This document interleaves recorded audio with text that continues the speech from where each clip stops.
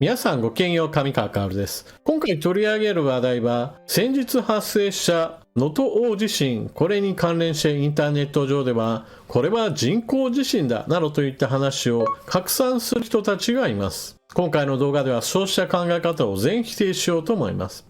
なぜそのような全否定をしなければならないかといえば、非常に口頭無形で全く科学的ではない話にもかかわらず、これに賛同し、そうだそうだと、いわゆる遊び半分ではなく本気で信じるような人も残念ながらインターネット上では可視化されています。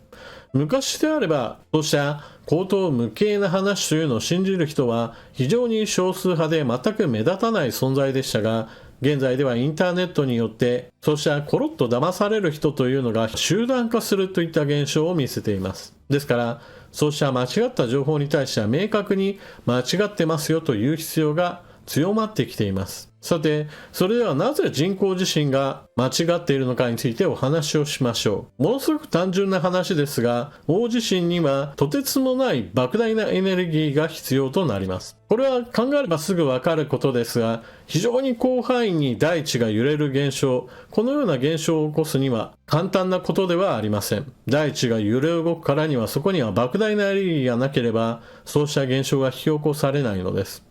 そしてそのようなエネルギーを放出する手段そのものが今の人類は基本的には持っていません。未来科学においてはそのようなことができる時も来るでしょうが、しかしそれは現在の話ではありません。そして現在の話ではない以上、全く間違っています。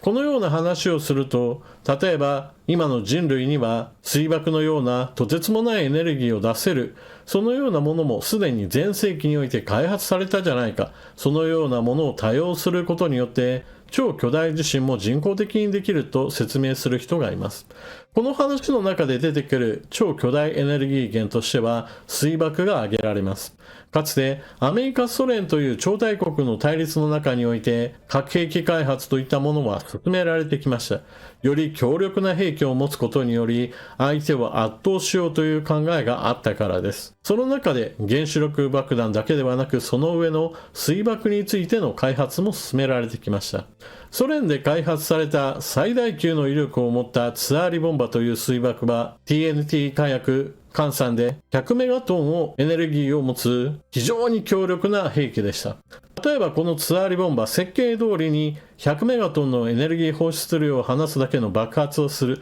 そうした過程を行った場合において、例えば東京に落とせば関東一円が被害を被るような凄まじい被害を出すものとなります。しかしそのような威力を持っている核兵器でさえ実際には地震に比べればまだまだ放つエネルギー量が小さいのです。そしてこのような核兵器を例えば地震の発生源がどこかといった話を当てはめた場合においてやっぱり無理だなと分かることができます。様々な科学者がこの地震の中心地がどこかといったことを探り上げたときに震度が16キロというのを今回は発表しています。深さ16キロの地点においてそのような水爆を設置し、しかもそれが1個ではなく複数個設置するようなことが今の人類にははっきり言えばできません。それだけの深さにそれだけの巨大なものを設置しようと思えば国家プロジェクトとして何兆円もかけて掘り進んでいかなければなりません。しかもそのようなことをするには非常に目立つ施設を建てなければなりませんし、長期継続的な活動をしなければなりませんから、関わる人数も非常に多くなって目立つことこの上ありません。誰にも知られないような形で深さ16キロの穴を掘り、ツアーリボンバのような重さ20トン以上、横幅8メートル程度の大型爆弾を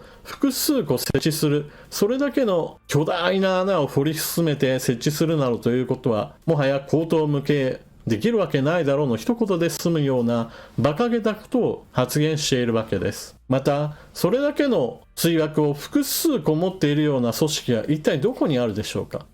例えばここで取り上げた最大級の威力を誇るツアーリボンバーについてお話ししましたが、これはあくまでも実験用の兵器で、ソ連時代に1個が作られ、それが実際に実験で使われただけの話です。その後量産はされていません。現代の核兵器といえば大陸間弾道ミサイル ICBM が有名ですが、これはあくまでも弾頭部に核兵器を搭載し、それをより遠くへ飛ばすといったものであり、ツラリバンボのような重すぎる核兵器だとミサイルに搭載するにもあまりにも非効率で、実際の核ミサイルには採用されていません。そのようなかつての超大国ソ連ですら量産しなかったようなものが複数個作られ、それらを設置するだけの科学力や資金力のある謎の組織なんて存在するでしょうか。私は存在しないと思います。そしてこういった行動は無意味だと言えます。なぜならば、そもそもそれだけのエネルギーを放つ兵器があるのであれば、日本を滅ぼしたいと思うのであれば、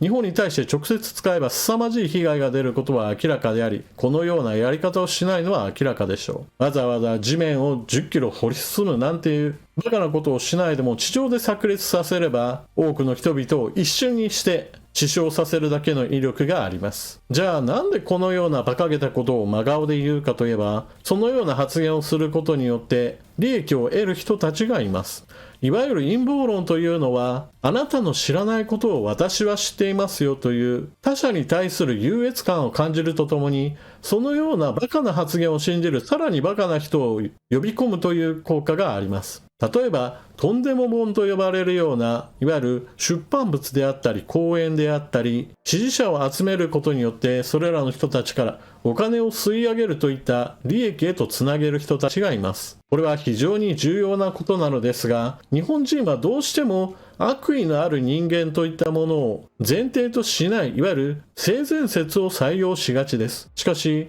どのような国、どのような時代にあっても悪意を前面に持つ人間というものも非常に多くいることは人間の特性上もはや避けられないもので、日本人の中でも日本人を食い物にして自分の利益のために他人を不幸にすることを生業としている、そのような人たちがいるということを決して忘れないでください。というわけで今回は大きな地震が起こるたびに出てくる人工地震説、そもそも全く非現実的な話であるといったことについてお話をしてきました。こうした話をすると、いやいや北朝鮮の地下で行われた核実験では地震が起きたじゃないかといったような反論をする人もいますが、それはあくまでも瞬間的な爆発によって起こる震度1とかその程度のレベルの話です。大きな地震が起きて、その大きな地震に伴って何十回もの連続的な余震といったものもあり、その中には震度5であるとか震度4といった、しかも広域の影響をもたらすような地震も含まれています。そのようなことを人為的に起こそうとすれば、本震に当たるような大爆発にも追爆が必要ですし、それ以後の爆発にも追爆か、もしくはそれ以外の核兵器についてもいくつも用意しなければ説明が成り立ちません。全くの非科学的な話であり、それらの話をする人をまともに取り扱うべきではないと思います。それでは動画最後までご視聴いただきありがとうございました。チャンネル登録していない方はぜひともチャンネル登録していってください。そして動画を見終わったら評価ボタンのクリックとあなたの感想、コメントをよろしくお願いします。それでは次の動画でまたお目にかかりましょう。またね。